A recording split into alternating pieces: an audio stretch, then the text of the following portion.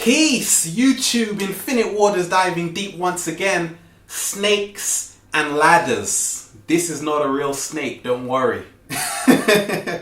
Okay, I remember I used to play this game a lot when I was younger, Snakes and Ladders. A very interesting game. For those that don't know, you have a board game, you roll the dice, if you land on a ladder, you go up the ladder, and if you land on a snake, you go back down and you start at the beginning, and the objective of the game is to reach number 100 and you've won the game. So basically ladders take you up and snakes take you down all the way to the beginning. Very interesting game, a childhood game, you know, it was a fun game. But when I look at snakes and ladders, it just shows me the karmic nature of reality, living in this 3D reality.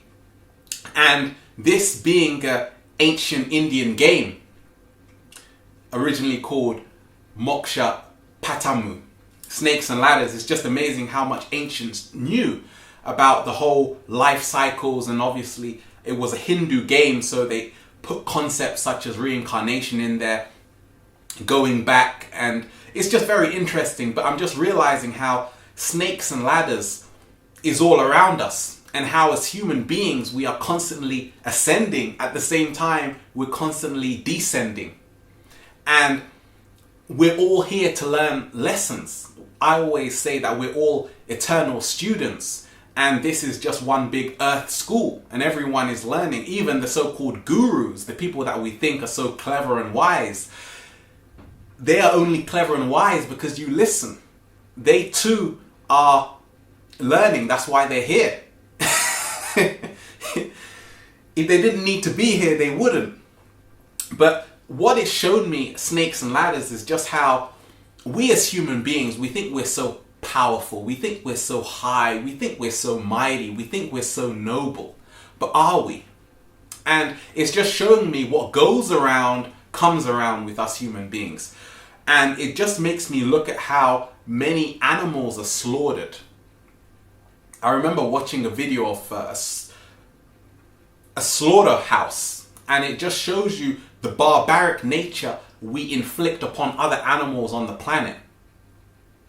And it just shows you, just shows me Snakes and Ladders in effect, because it's showing us as human beings, we paint ourselves in these beautiful lights and we say, okay, we are so heavenly and, you know, we are going to ascend with the angels, but at the same time we kill off so many animals. So is it hard to imagine that we too are also food for something else?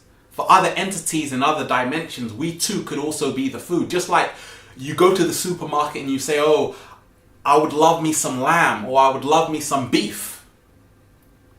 And there's nothing wrong with that. This is normal in our society. We don't feel sorry for the animals we've just killed. But at the same time, it just shows me how Snakes and Ladders is also in effect today, because it's showing what we're doing to other animals is also impacting on us, on our own existence. We inflict suffering upon animals, so it's not a big mystery that we are also going to be experiencing suffering because we inflict that on other animals. So for me, that's just showing me Snakes and Ladders in action. Snakes and ladders. Also, this whole karmic game of life, how a lot of the times I feel that we're told, you know, as children, I feel that we're so more free. We're ready to really, we don't see any division. With children, we just look at other children as the same as us. There is no other. It's just one experience. But essentially, as we become older, we separate people in categories, and at the end of the day it comes back around, because then we live in alienation, we live separated, and that's what's happened. So for me, that is a snake. But really, this is Infinite Waters diving deep, Snakes and Ladders. Peace.